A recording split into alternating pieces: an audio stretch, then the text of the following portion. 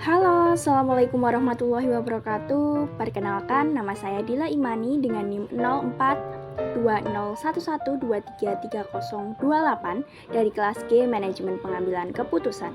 Pada video kali ini, saya akan membahas tentang suatu permasalahan yang terjadi pada salah satu platform musik ternama, yaitu Spotify. Mungkin dari teman-teman udah banyak yang tahu ya, tapi buat yang belum, yuk kita simak cuplikan video berikut ini.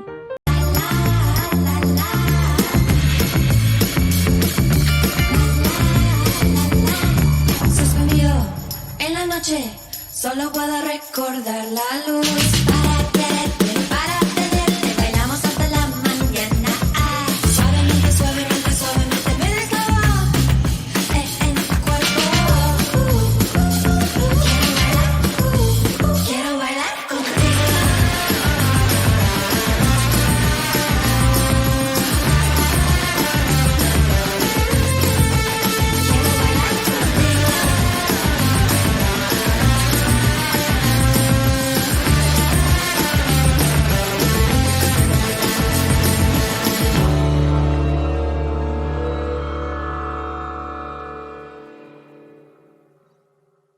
Pada awal Juni ini, laman YouTube Tech in Asia mengunggah sebuah video yang menyebutkan bahwa Spotify berhasil mencetak rekor 100 juta pelanggan berbayar pada akhir April 2019.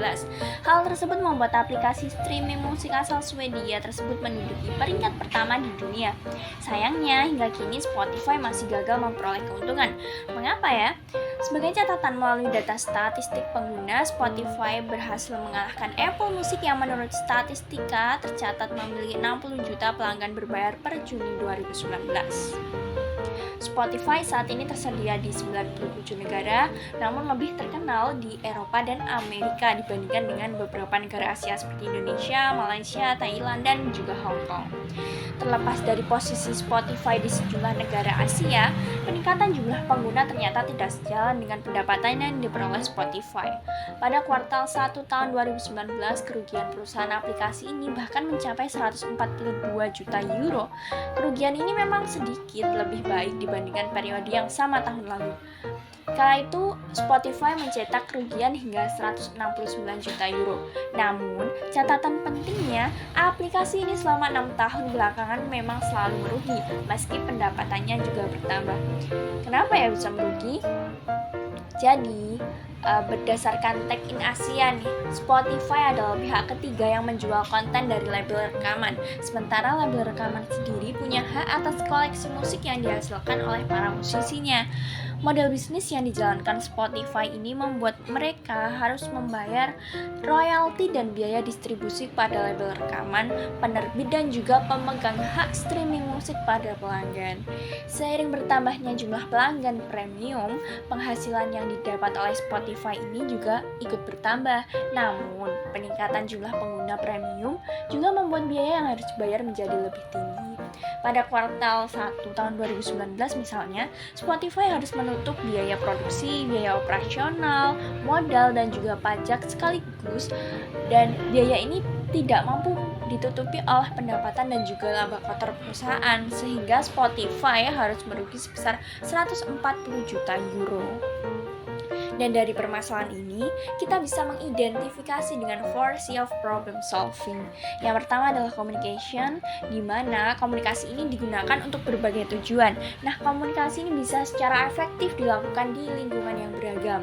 Spotify sendiri berhasil meningkatkan jumlah pengguna premium berkat promosi di Amerika Serikat dan Kanada, paket langganan keluarga, ekspansi ke perangkat Google Home Mini, dan juga paket akses premium ke layanan streaming dari Hulu. Dan hal ini merupakan bentuk dari komunikasi yang dilakukan oleh Spotify. Yang kedua adalah collaboration. Hal ini dapat dilakukan dengan bekerja secara efektif dengan tim yang beragam. Nah, Spotify ini mengakuisisi beberapa perusahaan penyedia layanan podcast seperti Gimlet Media, Podcast Network, dan juga Anchor. Spotify juga tengah berfokus pada program podcast dan bekerja sama dengan Amy Schumer atau Joe Budden untuk menghasilkan podcast orisinal. Spotify ini ternyata juga mendukung para mitra distributornya. Dan nantinya para musisi indie yang belum memiliki label yang menaungi, maka mereka harus bekerja sama dengan para distributor yang telah disetujui agar bisa mengunggah karya mereka ke platform Spotify. Dan 4CS yang ketiga adalah critical thinking. Hal ini dilakukan dengan cara memecahkan berbagai jenis masalah dengan cara yang inovatif. Spotify tidak ingin menjadi disrupsi bagi industri musik dan menggantikan label rekaman konvensional. Hal itu pula yang membuat Spotify memutuskan untuk menutup program uji coba yang memungkinkan musisi indie mengunggah lagu mereka langsung ke platform musik tersebut mulai 30 Juli 2019. Spotify saat ini tengah berfokus pada program podcast untuk menghasilkan podcast orisinal, dan Spotify juga dengan aktif menyisipkan iklan pada podcast mereka sejak pertengahan tahun 2018. Dan yang terakhir adalah creativity. Nah, saat ini Spotify tidak hanya menyediakan musik saja, tetapi juga podcast, dan upaya etik Spotify untuk tidak menghancurkan industri musik konvensional patut untuk diapresiasi.